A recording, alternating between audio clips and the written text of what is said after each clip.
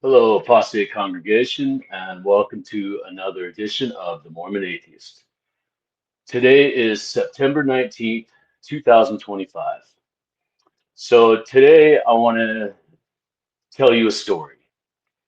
Okay, and this is going to be part one of a whole bunch of different series, I guess you could say, right? As to explaining some of the stuff. You see, apostates, I've been keeping a secret. Not really, but I kind of have. So as what the secret is I know a secret. And I've been telling you guys this. I've been dropping little hints in all my videos. Every one of my videos is a little hint, William Morgan this, William Morgan that, Solomon Southwick this, Solomon Southwick that. And I've taken this theory that I have, because it is a theory, okay, but it's a pretty solid one.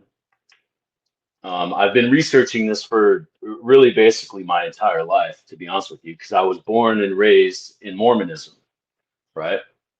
So I have that background, okay, and then also I got, when I was 7 years old, I got, I kind of apostatized when I was 7 years old, so to speak, right?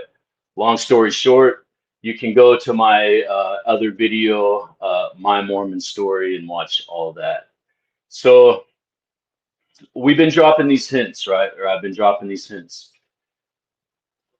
So also, I've been, from a very young age, I've I've been studying esoterics, and I've been really getting into this kind of stuff, right? Uh, so these, the whole Dan Brown, the whole Freemasonry, the Knights Templar, every conspiracy theory about any Knights Templar or anything of the sort you could possibly imagine, Oak Island, all that kind of stuff, right? This is how I grew up. Okay, so taking all of that into consideration, okay, I'm not going to get into any of that stuff. Taking all that into consideration, my background, how I'm kind of primed for this, right? For what I'm going to bring to you, because I'm going to talk to you about Freemasonry and Mormonism, but definitely not in a way that you have ever heard before. Nobody has ever told you this. Okay, there is literally no scholarship. There's no nothing, right? Nothing. This is from the Mormon Atheist, from reading these books that I've been dropping to you on my videos. Okay, I have had a few, let's say, LDS historians I've talked with that completely dismiss this idea, absolutely dismiss it.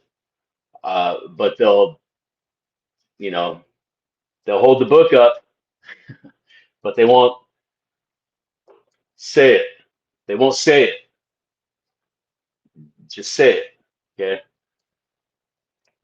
So today we're going to talk about two books. We're going to talk about, I got my little napkin in here because that's my placeholder. I'm sorry, I'm generic. So we're going to talk about this book, A Solemn Warning Against Freemasonry, addressed to the young men of the United States, 1827. I'm going to get super political with you guys tonight in an 1827 manner, though. Okay, we're taking a break from today. You don't want to hear about that shit. That's why you came here. Light on Masonry, we're going to talk about David Brainerd. Okay, we are also going to talk about Thurlo weed, and I'm going to give you a stunner that none of you will see coming. Okay, you're going to have to stay tuned though. And I'm going to introduce you to a family that you've never heard of. Well, you've actually are very well acquainted with this family, but you just don't know them in this way, let's say. Okay. So, as I give you my presentation, apostates, uh, how should I frame this? I want to be clear to you. I am not talking about Mormonism in this presentation, okay? I am talking about Freemasonry, okay? And I'm talking about a religious institution that the Masons are planning, the 33rd Scottish Rite Masons are planning and organizing. That's what these books are about, okay? You don't have to be any kind of a rocket science or anything like that to understand that and see it. It's very clearly, plainly written out for you, okay? Is what I'm going to do is tell you a story, and with your LDS ear, see, this is the Masonic secret, is the LDS ear. The Masonic key, if you will, is the LDS ear. So listen to this with the LDS ear. And you people that are into Freemasonry and Knights Templar stuff and things like that, I also want you to listen to it with your own set of ears, okay? Okay, so let's get into this mystery religion, shall we? Okay, so apostates, I welcome you. Thank you for coming again to another episode. I appreciate every one of you guys for joining and watching and commenting and all the stuff that you do and bring to the table. You guys inspire me. You give me ideas. I've done a few different videos now based on the comments. So very inspiring. That's very cool. All right. So let's walk back in time, apostates, to examine the moral and spiritual warnings that resound through early American society. Okay, I'm talking about the shadow. I'm talking about a shadow that stretched across communities, uh, in nature, yet secret in nature, yet formidable in influence. The religious institution of Freemasonry. Okay. Stay with me, apostates. You are going to love this. You're going to love it. It's going to blow your mind. I'm going to get so deep in the weeds that you aren't even you nerds out there aren't going to be able to understand what I'm talking about. So this is going to be a good nerd episode. All right. Okay. To understand, we have to start with the extremely and mundane, boring story of William Morgan. I am not going to get into the story. You guys all already know the story. Okay, you can, if you don't know, you can look it up for yourself. But this story begins with him and his previous martyrs, because he's not the first. There's people before him. Okay, those people play a very prominent role in what I'm bringing you today. Okay, so I do not want to get hung up on William Morgan. William Morgan is the catalyst for this whole thing. Okay, understand that William Morgan is the catalyst for this entire thing. Okay, so in Solomon Southwick's book, okay, now apostates, another thing that I need to tell you is I'm presenting you this presentation not with my own books. This presentation, you can go to archive.org, okay, and you can go there, and that's what, those are the books, because I know all of you can go there, right? It's free, it's whatever, right? And you can just look them up yourself, right? And you'll see exactly what I'm talking about. So this presentation, page numbers, all that is based on archive.org. And the reason why is because these books are out of print. So depending on what year, what publisher, what blah, blah, blah, all that stuff, the page numbers are different. You know, they add their own, you know, caveat, 15 pages at the beginning or whatever, and it messes up it alters everything, right? The wording stays all the same, right? None of that changes. It's just, you understand. All right. So in Solomon Southwick's book, he talks about how people were Morganized. Morganized becomes a term for people that were uh, slain in the name of Freemasonry, right? As releasing these Masonic secrets. Okay, he kind of coins the term Morganized. All right, so he introduces somebody. I've done previous videos on this. You can go back and you can watch this particular piece, what I'm talking about. But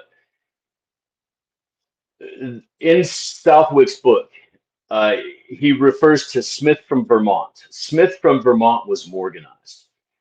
So naturally, I want to know who Smith from Vermont is, right? Because in the Mormon world, we all know who Smith from Vermont is. But this is before Mormonism. There's no Mormonism. Okay, I want to be crystal clear on that. There is no Mormonism during this time that I'm talking about. Okay, I'm talking about 1826. All right, understand. So he's telling you a story about a guy named Smith from Vermont that was Morganized. Okay.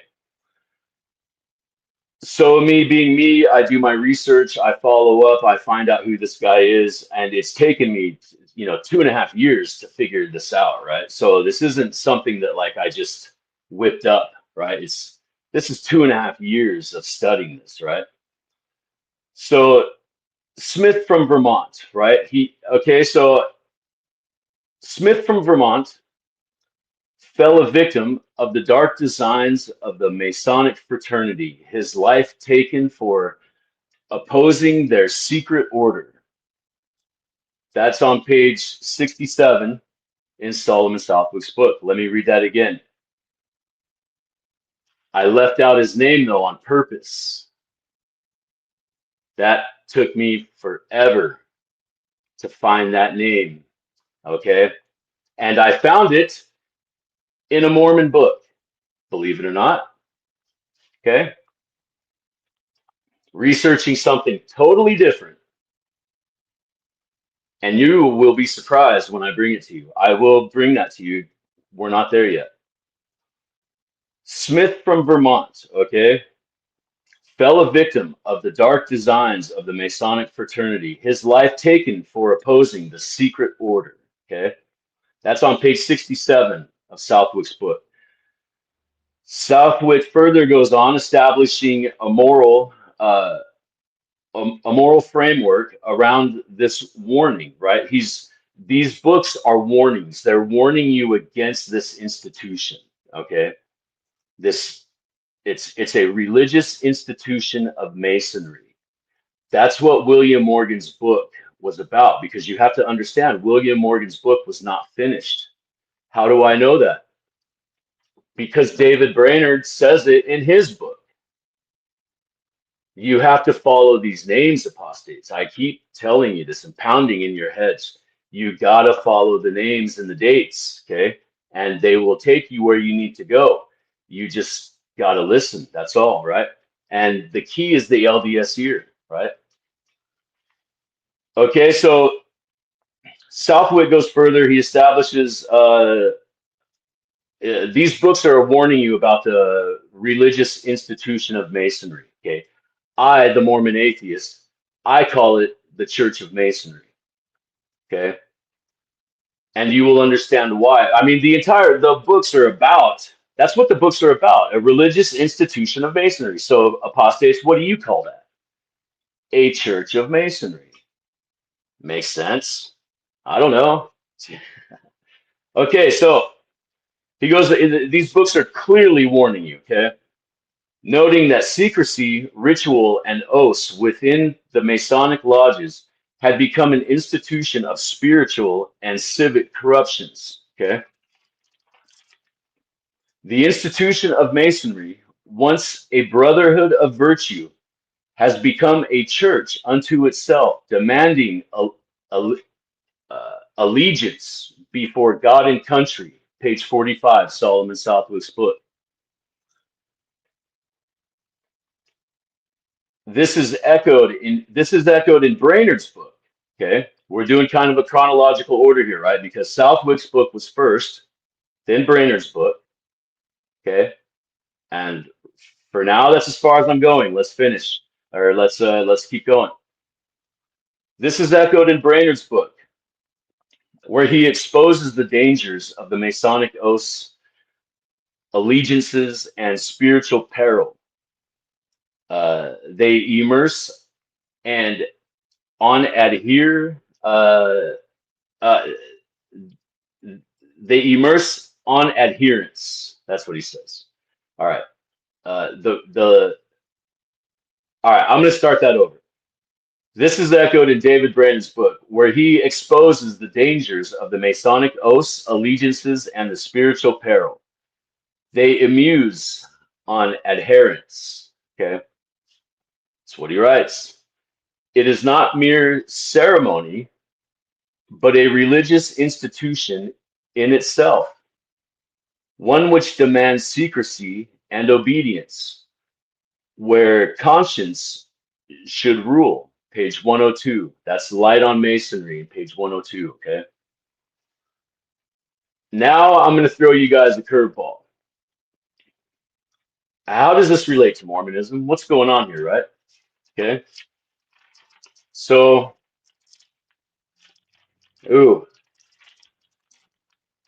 let's do a cliffhanger, shall we? Nah, we won't. Well, I won't keep you in suspense. All right. So, John C. Bennett. What? John C. Bennett? I thought we were talking about Freemasonry. Hold on now.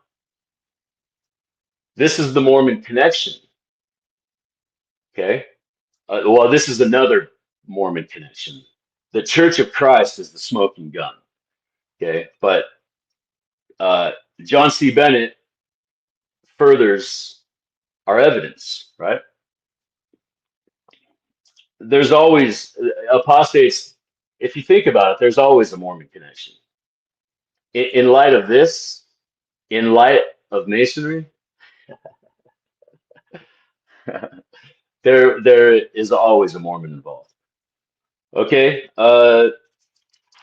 So in his book, Bennett's book, the 42 edition, that's important, apostates, dates matter. The 42 edition of the History of the Saints, okay? He's talking about the Church of Christ, okay? Not the LDS arm of the church. I want to be very specifically clear about that. There is no LDS branch of the church. The Brighamite church does not exist at this time, okay? Understand. The Brighamite church is the LDS arm, okay? There, because it's got nothing to do with Brigham Young before, right? All right. So, anyways, how do I know that? The books that your own history books say that. TBNs. Okay. All right. So, let's go. Let's keep going. He talks about the Order Lodge. The Order Lodge? What? Come on, all you LDS TBMs. What's an Order Lodge? It's your own history. You don't know it? All right. Well, let's let the Mormon atheists tell you your history. All right. So he talks about the Order Lodge. The Order Lodge. This is Bennett, right? The Order Lodge was established as a secret society within the church, reserved for the elite. The rituals and other oaths unknown to the general congregation. Page 215, in case you're wondering. Okay. Bennett also connects this directly to the Vermont Smiths. Remember, I was talking about Smiths from Vermont, right? Observing the fate of Henry Smith,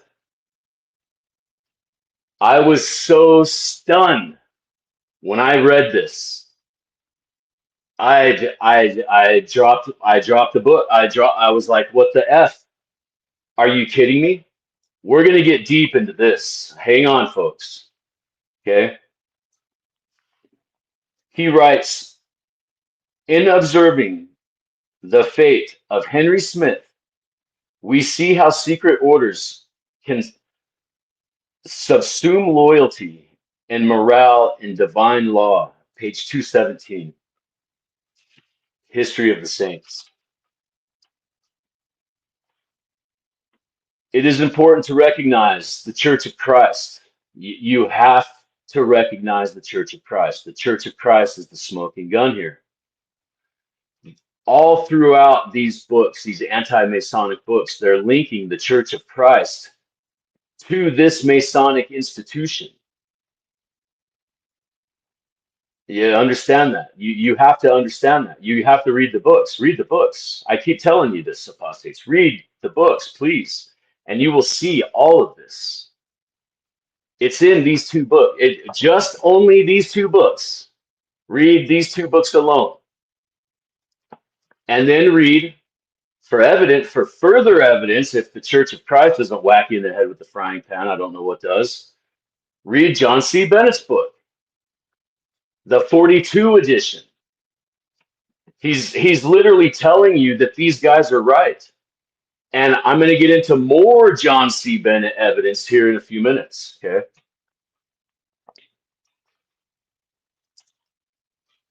Okay, so let's see.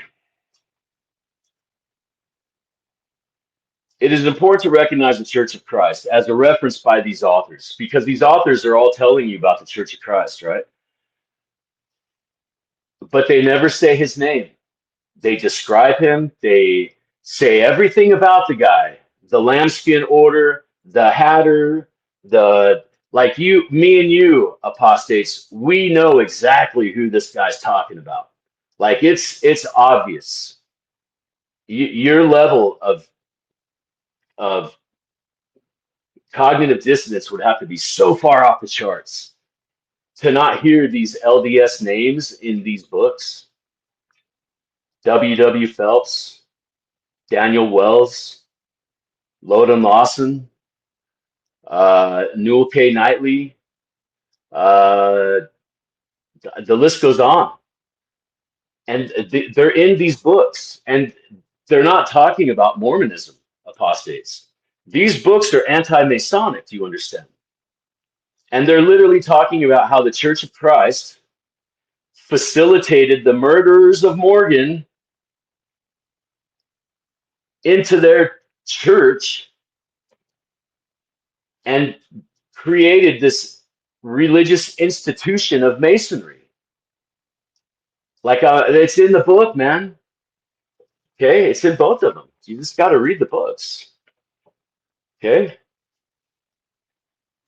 And through these books, you will also hear very Mormon stuff. There's a lot of Mormonism. I mean, when you read these books, you're literally reading the anti-Masonic movement, but they are telling you about the Mormon religion. I don't know if I can convey that to you enough. The stuff that's in these books, the ceremonies, the rituals, the washing of the feet and putting on the oils and all of this kind of stuff, man, is in these books, dude. It's all in these books. In just these two alone, let alone all the countless other anti-Masonic stuff that's out there. Okay? So Southwick is repeatedly warning you. He's warning you about this institution because it goes against the Christian values and it goes against the ideas of the country. It's literally treasonous against the Constitution of the United States. You got to remember, this is 1826. The Constitution of the United States is still fresh. It was only 1776 when it was written. So we're not far away, you know? So these people, you know, and they're building a new America. So they're all like prideful and, you know, this stuff about, I mean, the movies has everybody so far out of line with what is like these books are saying. Like, I don't know. I implore you all to read, okay? These authors are trying to tell us something and we're all ignoring them. And I think that's a tragedy. That is a complete tragedy. These authors preserve this stuff for us, for right now, in this day and this time, 2025, with all the political weird stuff that's happening and the world is imploding and religion is everywhere and shoved down our throats and blah, blah, blah, blah, blah. These people are warning you against all of that stuff. And when you read these books, and at the end, I'm going to read something to you at the end that's going to be profound. And you're going to think to yourselves, dude, what the fuck? Okay? So, hang with me till the end because we're kind of almost done. So hang with me to the end. So, all right, apostates. Southwick repeatedly is warning. He's warning us because this is the future.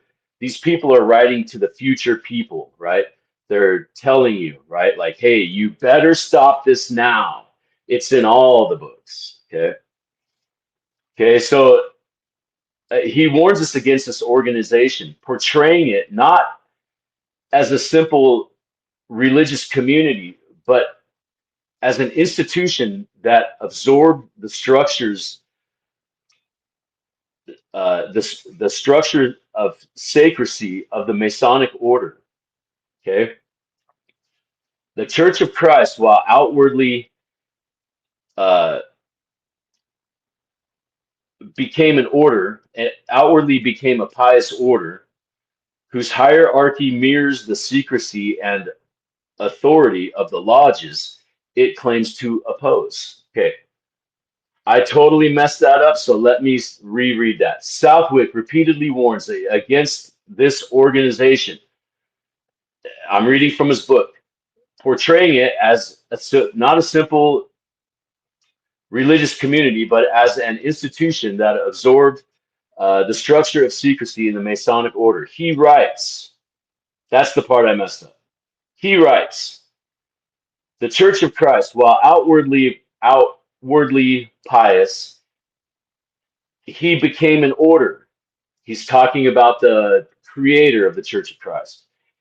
He became an order whose hierarchy mirrors the secrecy and authority of the lodges it claims to oppose. That's on page 134 of Southwick's book. See what I mean? There's this Masonic code in these books, and I don't really fully understand it. I'm kind of catching it because they'll tell you something, and here in a few minutes I'm going to get into exactly what I mean by that, and then they'll give you a clue somewhere else. Classic Masonic stuff, right? Okay, you Templars are listening to this, right? Like with your Masonic ear, you LDS people, you're listening to you with your LDS ear, and when you read these books, you should read them that way, right? The Church of Christ, while outwardly pious, he became an order whose hierarchy mirrors the secrecy and authority of the lodges it claims to oppose. Think of Joseph Smith, page 134. The subversion. Oh, I'm sorry. So now I'm going to introduce you into another person. This guy's name is Thurlo Weed. Okay. Thurlo Weed was sort of a co-conspirator of sorts to Solomon Southwick and Solomon Southwick's brother, Henry Southwick. Okay, so these people are responsible for creating the anti-Masonic movement. And it's a direct result as to what happened to William Morgan, because Solomon Southwick had had enough. He personally knew Smith from Vermont. And he talks good stuff about Smith from Vermont. He doesn't say anything bad about him. He does say he turned. He became this wretch. So if you put this into consideration of Mormonism, in these anti-Masonic books, we're literally witnessing Joseph Smith turn from a Mason to a wretch, a good guy. He was a good guy. And then he turns into the scoundrel And Southwick says that, but they never say his name. They never say his name until John C. Bennett. Okay. So Thurlo Weed, he writes a lot of, so Southwick and Thurlo Weed, right? They both own printing presses. They both own several different printing presses. They're pretty prominent guys in their day. Southwick ran for governor. He has a whole political thing you can get into, the Whigs, all that kind of stuff, right? This stuff is very political, man. It's fascinating stuff, right? And so so Thurlo Weed is one of these guys, and so he's writing his own periodicals and articles, as well as uh, Southwick, right? So Thurlo Weed, right? The subversion of public virtue arises. Now, pay attention, apostates. This is one of Thurlo Weed's articles. The subversion of public virtue arises not from private error, but from secret institutions masquerading as religious bodies. The Rochester Observer, page 7. Thurlo Weed, okay?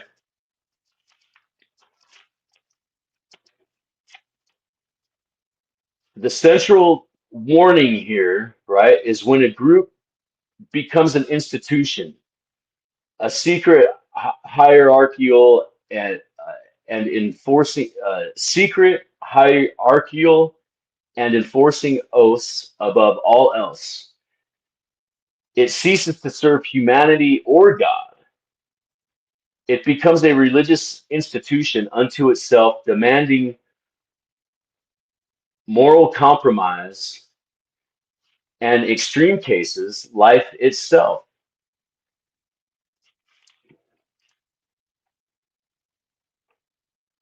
As illustrated by Smith and Morgan.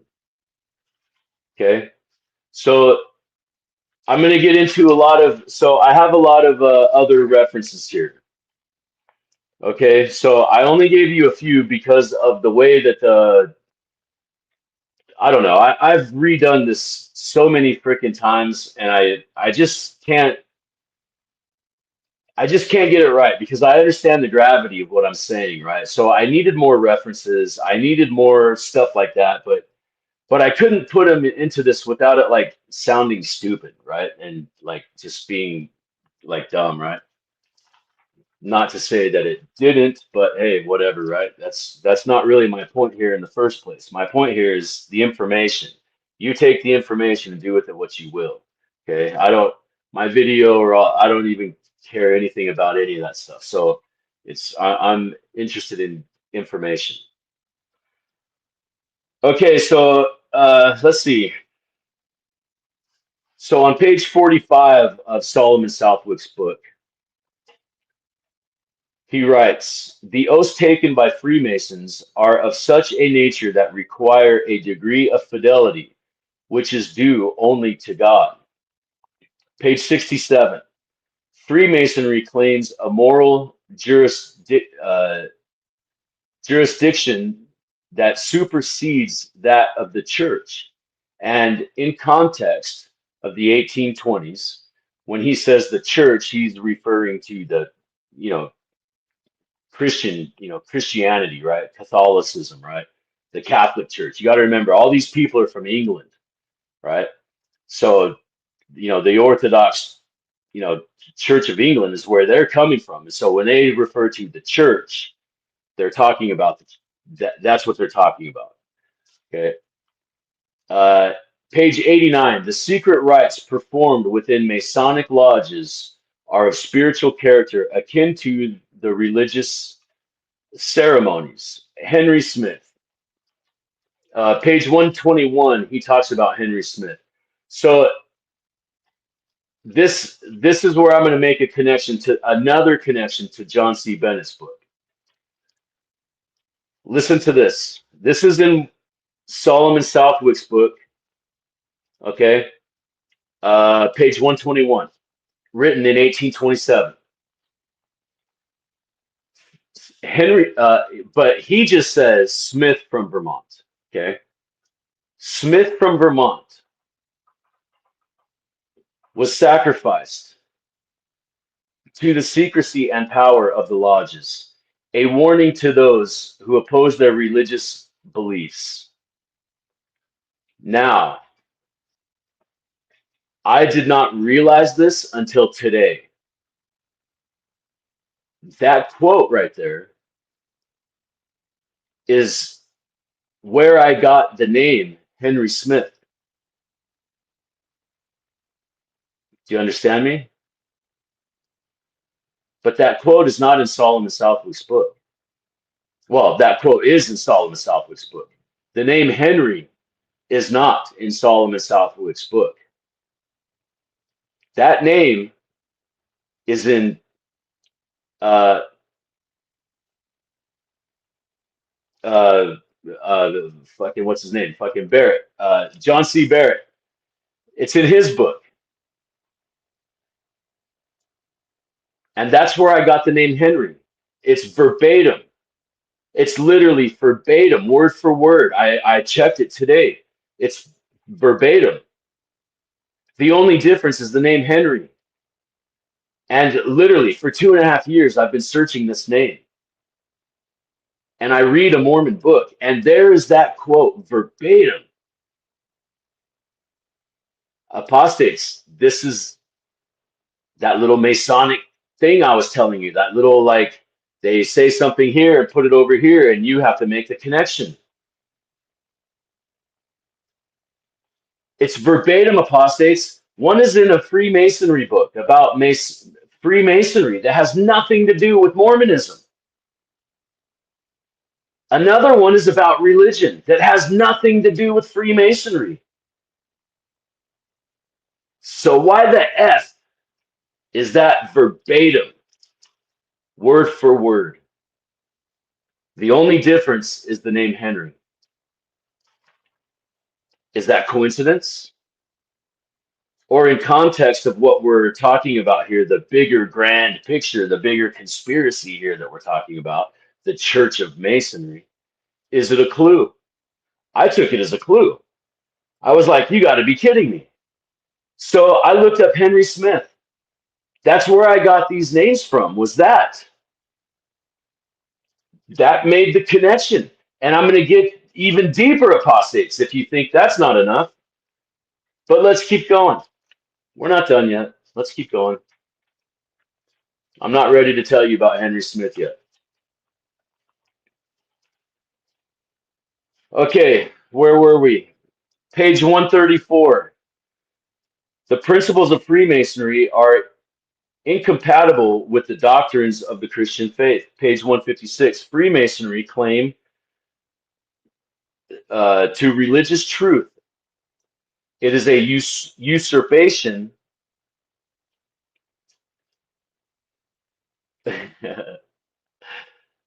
The way that they speak, I have a hard time with it because they use these crazy words. Prerogative, however you pronounce that. Prerogative, usurpation of the prerogative of the church. Okay. I've actually looked that word up and it just means rogue, but it doesn't really tell you how to fucking pronounce it. So I don't know. But anyways, the rogues of the church. Okay, I'm getting kind of bored with Solomon Southwick, so let's see if I got something else. Let's see some juicy ones here. The secrecy of the Masonic institution is a veil for its religious pretensions.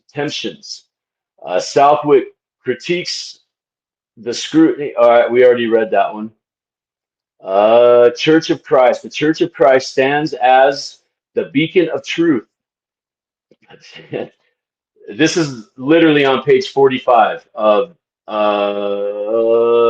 it's a different book, I think. It's The Pleasures of Plurality. On page 45, Solomon Southwick, the Church of Christ stands as a beacon of truth. Do not be led astray by the false light of secret organizations. That's literally what Solomon Southwick writes. In the 1820s, apostates, the Church of Christ stands as a beacon of truth. Do not be led astray by the false light of the secret organization. What are they so worried about on these temples today? The lights. It's stunning, apostates. Okay, he's literally telling you about the Church of Christ in the 1820s. John C. Bennett tells you in his book that Joseph Smith is the trustee in trust. That's important. Words matter, apostates. In 1841, there was no 1830, nothing. There's nothing in 1830. Nothing happened in 1830. You can research that, historians. Or you can just ask the Mormon atheists. Watch my channel, historians, and write your papers on my channel.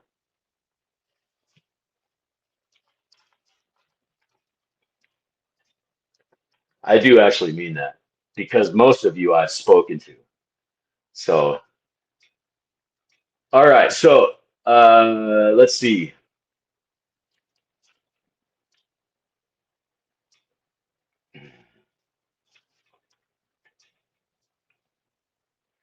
So, in his book, Five Lessons for Young Men, 1837.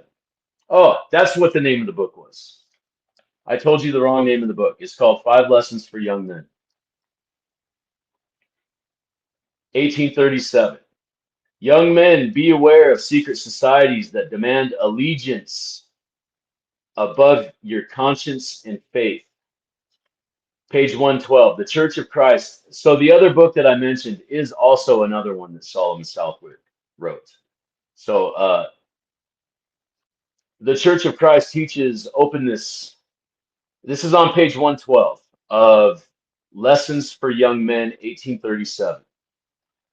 The Church of Christ teaches openness and accountability, virtues absent in secret organizations. Page 134.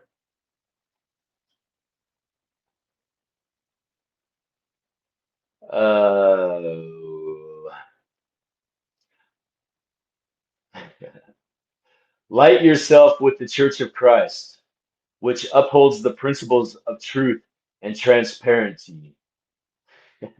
And in context of that, he's being very tongue-in-cheek, right? He's Solomon Southwick has a great sense of humor, and he reflects his sense of humor in his writings, and he has a very sarcastic like I'm gonna gouge out your eyeballs kind of like, you know, it's great. I love Solomon. I love reading his work because he's just so hardcore, man. He's so hardcore. All right. So, anyways, let's keep going, apostates. So now let's get to Bennett, History of the Saints, page 42.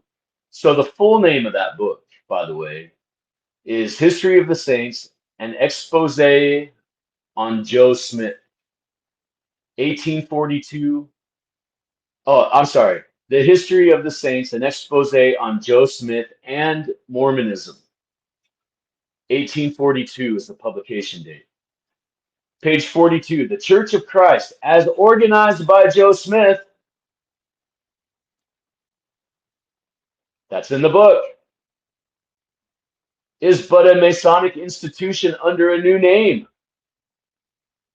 Apostate congregation.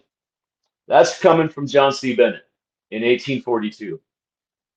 The Church of Christ, as organized by Joe Smith, is but a Masonic institution under a new name. Page 43. The rites and ceremonies of the church closely resemble those of the Masonic order, indicating a deliberate adoption of the Masonic practices. Page 44, page 44. Members are subject to secret oaths and rituals. Page 16, that's where I got the Solemn and Southwick quote, was page 16. So that's verbatim apostates. In John C. Bennett's book in 1842, there is a quote verbatim from an 1827 book that has nothing to do with Mormonism whatsoever, is in this book describing Joseph Smith and the Church of Christ. Do you understand me, apostates? Okay, let's see. Page 17 and page 18, guess what, apostates? More verbatim. 16, 17, and 18 are verbatim. And it's in the context of the Mormon church. Do you understand?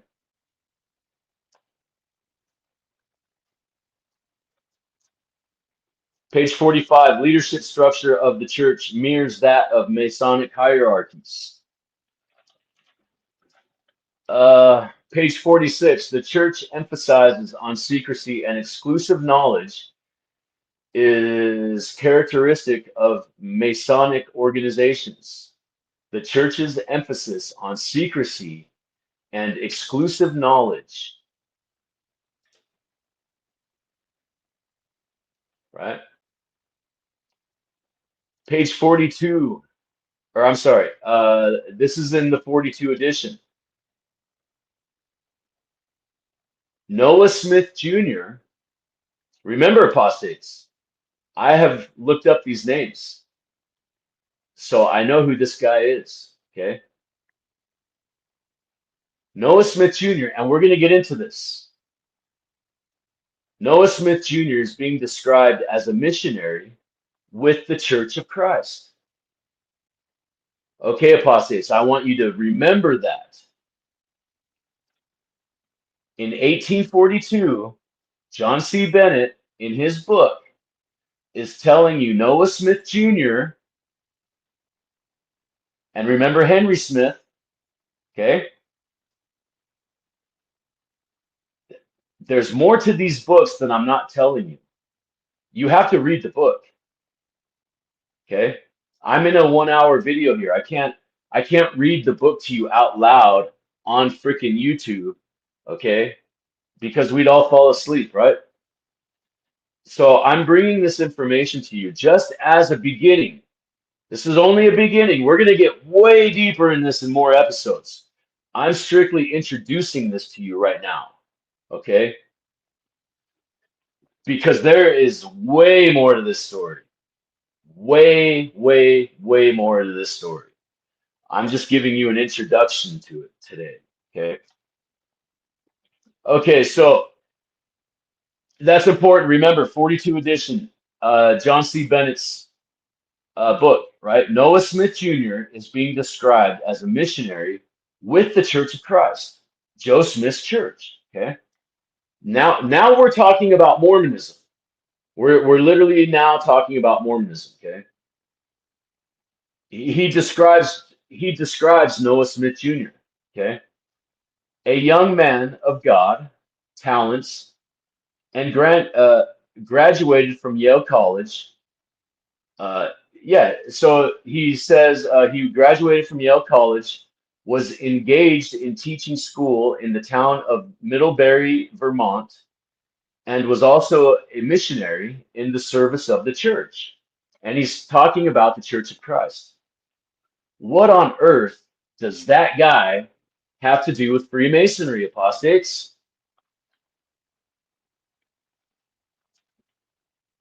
Let's talk about Thurlo weeds to get some Apostates, do you want me to go through this Thurlo weed thing? I don't know. Maybe I'll go through Thurlo weed. Thurlo weed is warning against the institutional power, secrecy, and moral influence of Masonic lodges. Page number 5. The abduction, he's talking, let's get into it. The abduction was a warning to the secret influence and corrupt power wielded by Masonic lodges. Their clandestine councils operate above the law and pervert justice, leaving the public exposed to their unaccountable authority. Does that not sound like the LDS Church? Page 6 in Thurlo Weed's book. No man can be both a faithful citizen and a willing participant in a system whose secrecy undermines the institutions of government. The oaths sworn in darkness are incompatible with the light of civic duty. Page 7. The lodges seek to make a religion of their oaths and secrets, compelling men to revere the institution above conscience and law. They convert allegiance to devotion, secrecy into sanctity, and secrecy itself becomes a tool for both mind and actions of their members. This is a direct threat to the morality, the principles of the governance, and the liberty of men. I'm just saying, apostates. Page 8, the murder of Morgan and the protection afforded by the Masonic fraternity demonstrated the need for public vigilance against these secret institutions. These societies instance on eternal discipline. The society's insistence on internal discipline and punishment, often beyond the reach of civil law, is a cautionary tale for any free people who value justice and accountability. That's Thurlo Weed. Let's go to Brainerd. Brainerd's got some good stuff. He's talking about the his entire book is about the religious institution of Freemasonry. The religious institution of Freemasonry, not the religious aspects of Freemasonry. That we're talking a completely separate entity here.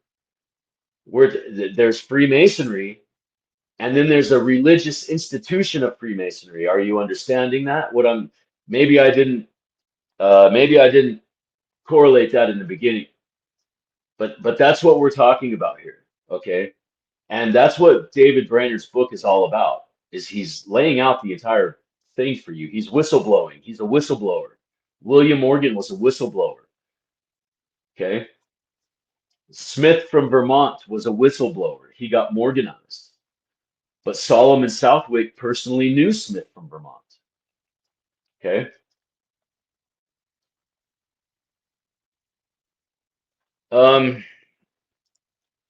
Page 104, the secrets and oaths of the lodge are designed not merely for society, but to create a religious allegiance in place of the church's authorities. A religious allegiance in the place of the church's authorities. Remember what I said when these guys are talking about the church. In context, Solemn Southwick is referring to the church as the Orthodox Church of England, right? It's in England, that church, even unto this day, is referred to as the church. And that's what he's talking about. And in context, you will very clearly see that. Okay, so that's why I hate taking these little passages like this, because it kind of kills the context. But so I'm pretty careful about which ones I select in context, in reference to the presentation that I'm making, right? So the secrets and we already read that. Page 198. The lodge appropriates as a spiritual. The lodge operates as a spiritual authority with rituals and obligations. The intimate. Uh, they imitate the church, Orthodox Church, drawing souls away from true faith. Page 220.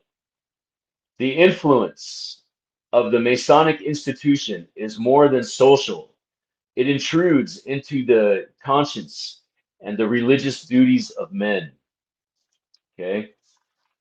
Okay, apostates, I saved the best for last and the best head scratcher for you.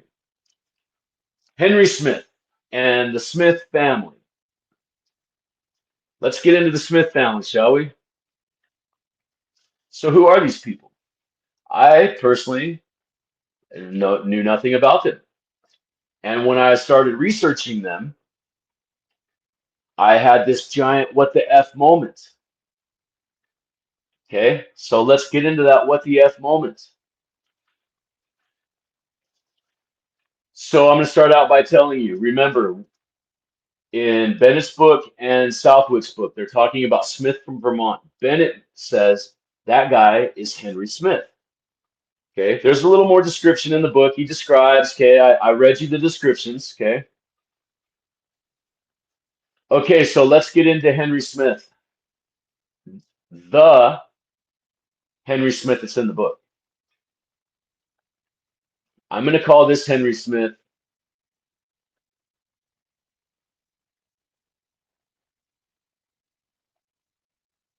I'm going to call this Henry Smith 1. Okay. Henry Smith 1 was Morganized. Date of birth unknown. Likely. Now, details are so important. Dates.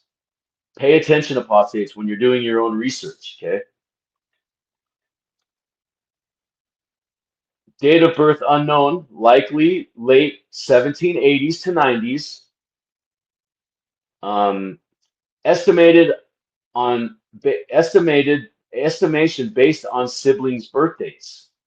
Siblings, wow. Okay, so now we know he's got siblings. Okay, place.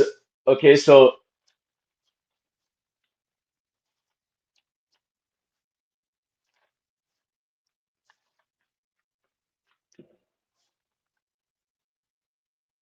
that's really all we know about him.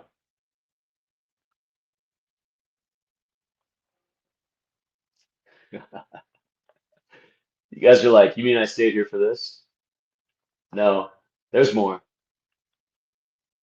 Now let's get into the real world history, Henry Smith. Okay, so what the hell did I do with that paper? All right, here we go. Henry Smith. He was born in 1793. Okay. Da da da da da. Let's get back into where the rest of it is. What the fuck did I do with that paper, man? Right here. Here we go. All right. Here we go. Sorry, apostates. I didn't mean that. I got sidetracked. Okay, so Henry Smith. That's all we know about him. Now let's get into Henry Smith number 2. Okay. Um, dude. So his parents are Noah Smith Sr. and Chloe Burrell. Okay. They have a son named Noah Smith Jr. 1794 to 1825. He dies before William Morgan, right? The year before. So he's an educator. He is a missionary. Uh, his occupation is he's a Yale graduate. All right, now I'm going to start to get irritated because I really need to find that paper.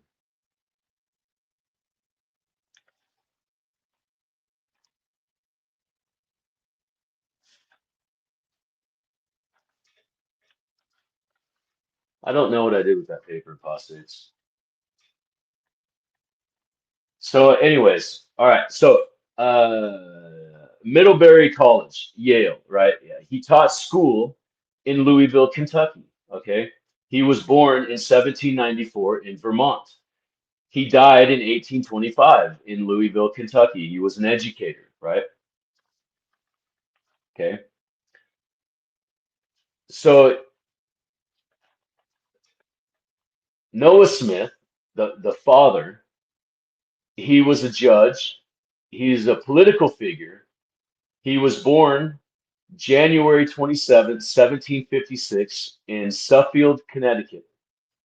He died December 25th, 1812, in Milton, Vermont.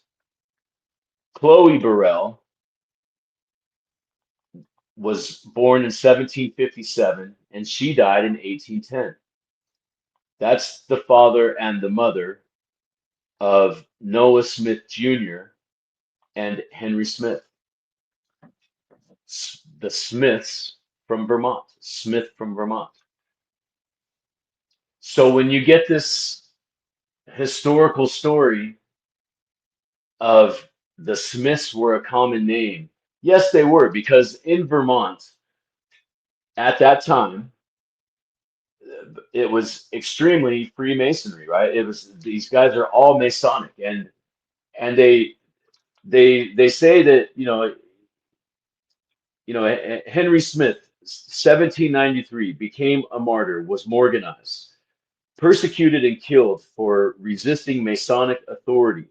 Anti-Masonic accounts describe Smith's death as a consequence of defying conscience and the Church of Christ. Uh-oh. I hope you guys didn't see my low battery thing. My battery's low. All right, there we go. Okay, so let me read that again. This is in the Henry Smith bio, okay? Born 1793, became a martyr, was Morganized. This Henry Smith is, I'm telling you the story of the Smith from Vermont in Solomon Southwick's book. This is literally the historical record story, okay? Became a martyr, was Morganized, persecuted and killed for resisting Masonic authority. Anti-Masonic accounts describe Smith's death as a consequence of defying the conscience and the Church of Christ, while exposing the coercive power of the lodges. This is even before William Morgan, apostates, the Church of Christ. Do you understand what I'm saying to you? Is Mormon history is not what you have been told at all. This stuff you can literally track. That's why I'm telling you, I'm just giving you an introduction. If you want to dive deeper, I'm giving you all of the places you can go for yourself, but I'm going to go deeper into all this stuff too on this channel. So all of you out there that have questions right now, those are the same questions that I had. And I was curious. And so I investigated. And this is what I found. And I'm bringing it to you. It's taken me 2.5 years to find this. Okay. Well, really my entire life, to be honest with you. So,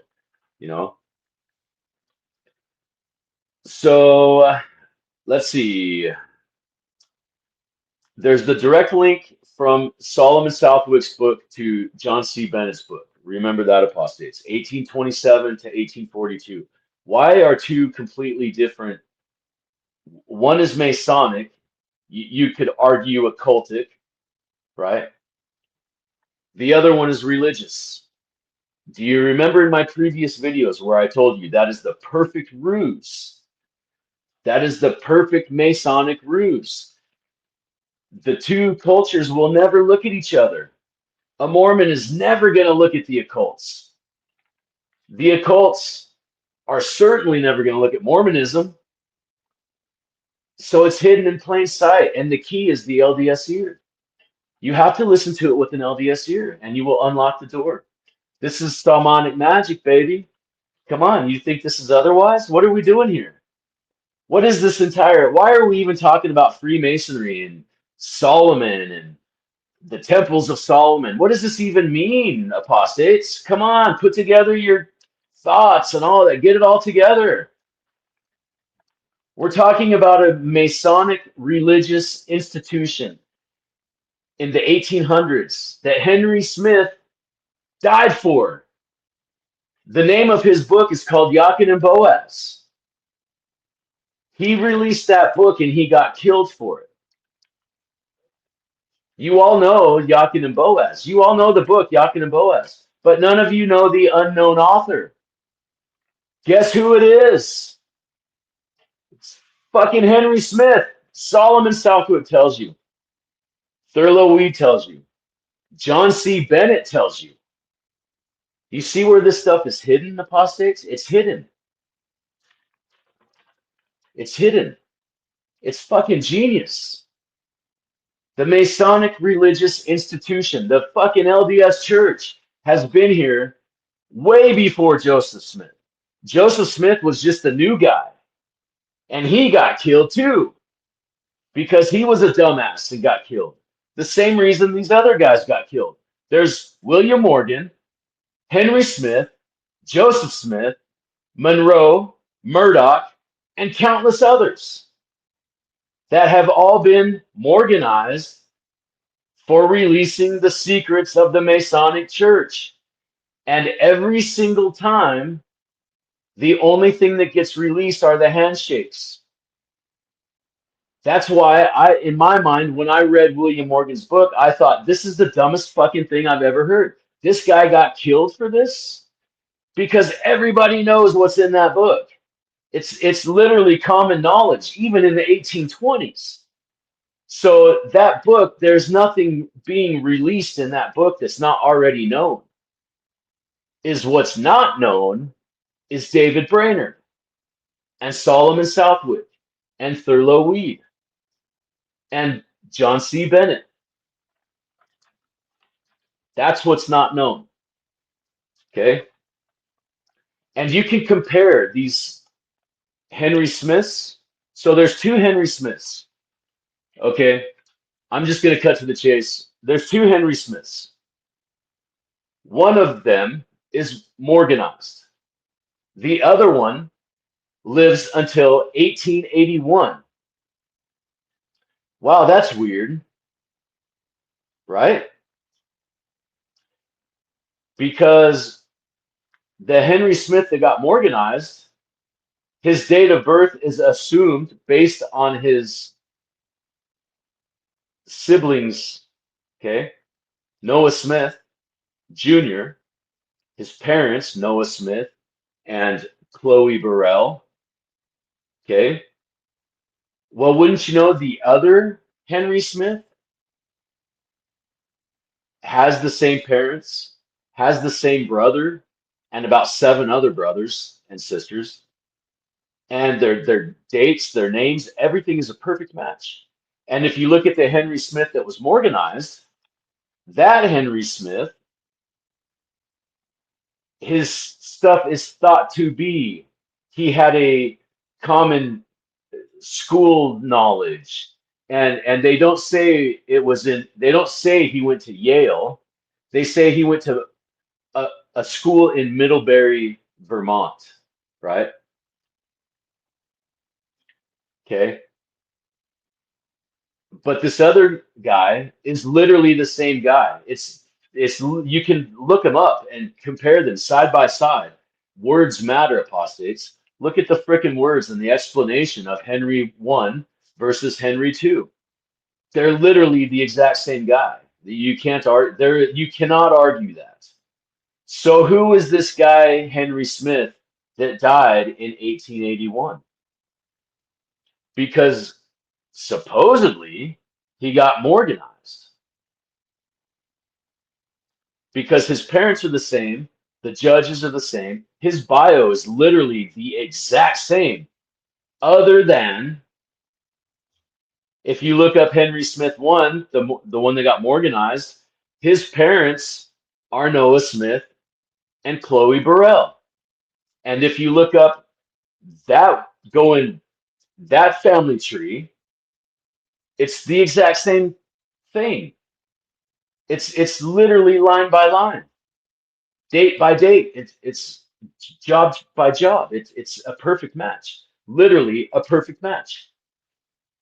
So what's going on here, apostates? That's my question, is what's going on here? Because remember my videos of, is Joseph Smith a real person? Is Joseph Smith this Henry Smith character? Because if you read, I mean, his father died and has the same attributes as Joseph Smith Sr. does, right? Now, I'm not saying I found Joseph Smith, but I am saying I found the killer of William Morgan, Henry Smith. They fucking say it in these books.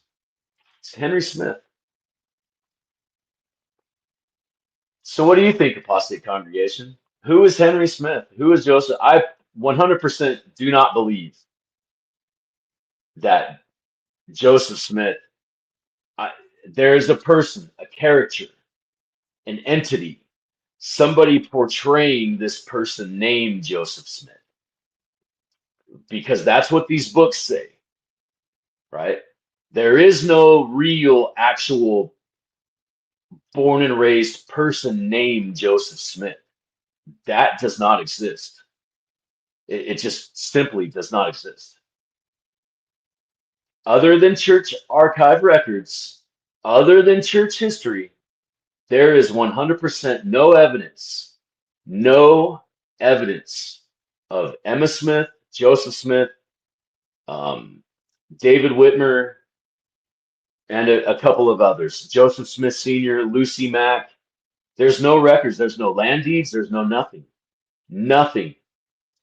Because the story that we are being fed has been created. This Joseph Smith glass looker trial, go to ChatGPT, apostates. Go to ChatGPT and ask, you have to specifically say no LDS sources. I do not want the Joseph Smith papers. I do not want the Joseph Smith Foundation. You literally have to say this on there, right? And give me official government documents of these people and whoever it is that you're questioning, right? You literally have to say that. Do not give me Mormon sources. Do not give me LDS sources. Do not give me the Joe. I want contemporary sources of the day, non-LDS, official government records, official government land deeds, official government court records, official government this, that, okay, using non-LDS sources. That is the key. Even when you're looking up government records, you have to specify non-LDS sources because the entire Mormon story is created. None of it is real. Do the research. I've been researching this fucking religion my whole life, okay? And the esoterics. We haven't even begun to get into the esoterics. I'm just telling you this story. So this is, whether you like it or not, a legitimate story. Okay? You can question me all you want to. But this story, everything that I have presented to you, comes from 3 books. A Solemn Warning Against Freemasonry by Solemn and Southwick. Light on Masonry by David Brainerd. Thurlo Weed's articles. I forgot to mention Thurlo Weed. Thurlo Weed's articles. And John C. Bennett. And a Mormon book.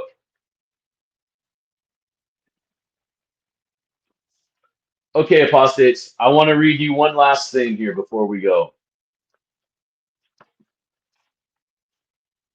This is George Washington's farewell address, okay?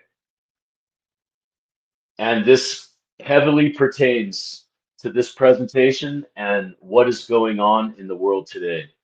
And I'm going to read this right directly out of Solomon Southwick's book, because he's warning you against these institutions, okay? These secret societies, stuff like that.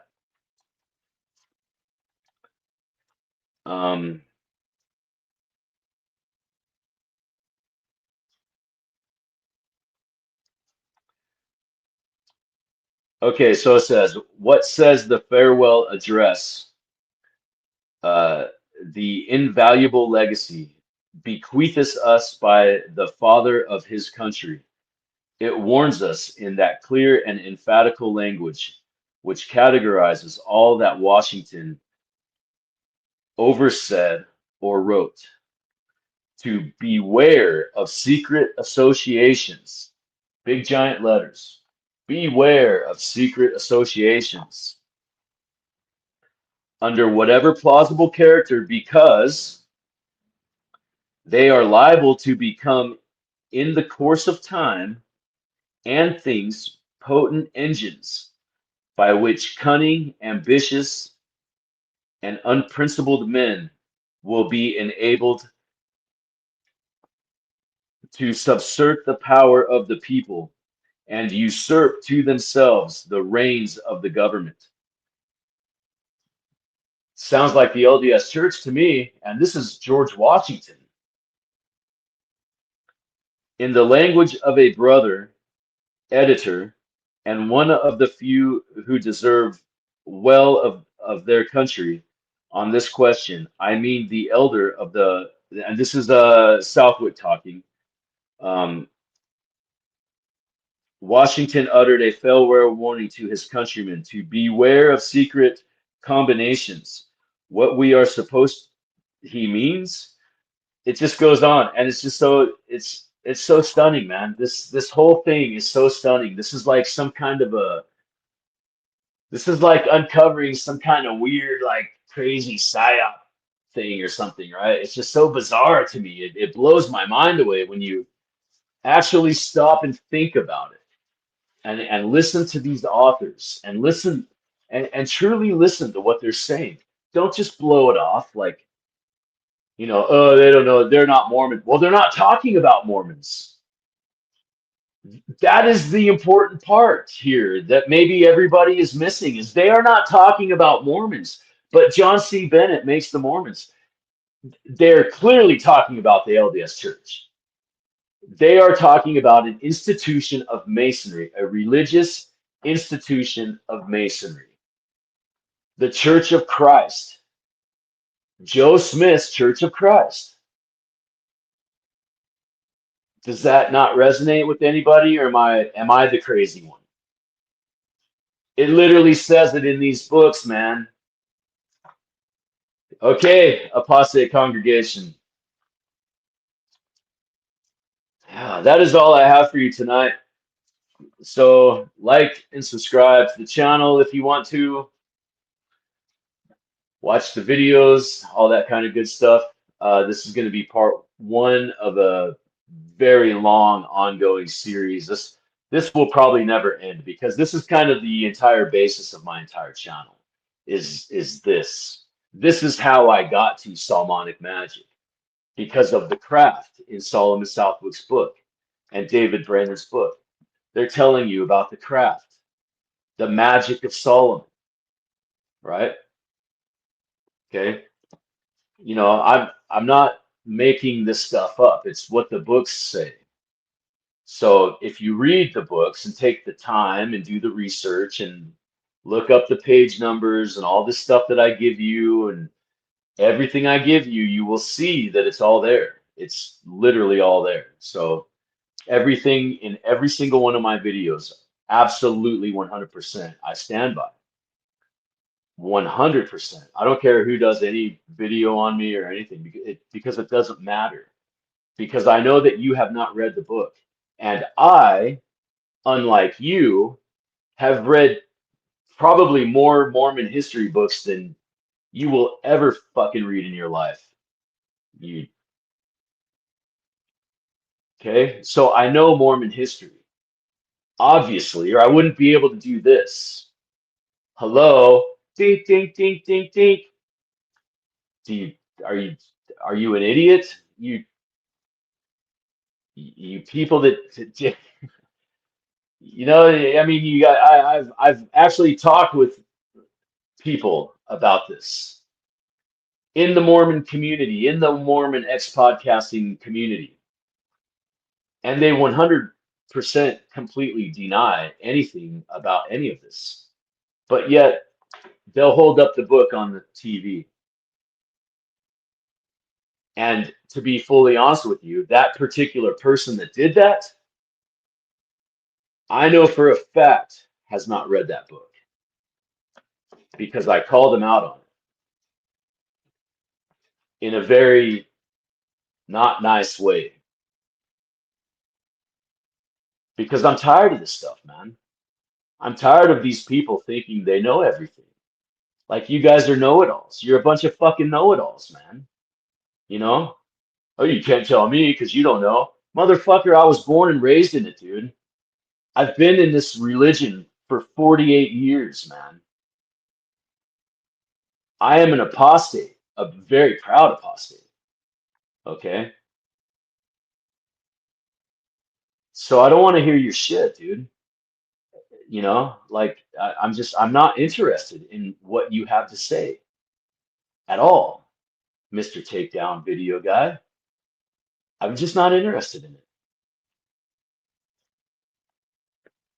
And apostates, I do want to reiterate the fact that there are podcasters out there that are Mormons in disguise.